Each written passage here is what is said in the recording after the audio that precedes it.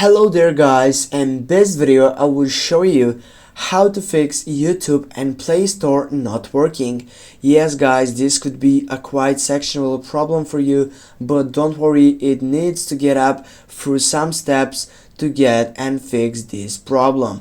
Firstly, you need to get up and fix the problem with YouTube. You need to get up from your YouTube. You need to go on your settings side on your phone. Firstly, scroll down, take a look on it, scroll down again, go for applications, and then select the second selection right here.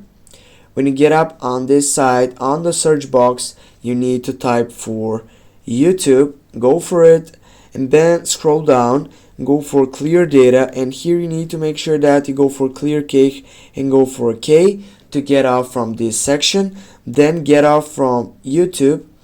Go again on this search box, type for Google Play Store, go for that section, and now if you go for clear data, you're gonna find out also clear all data setup and also clear cake. Here, if you're not making sure that you want to get up with just clear and cake, you can also get and clear all data. With this, I hope it will help you guys to get and fix this problem. Don't forget to hit that like and share the video. See you soon.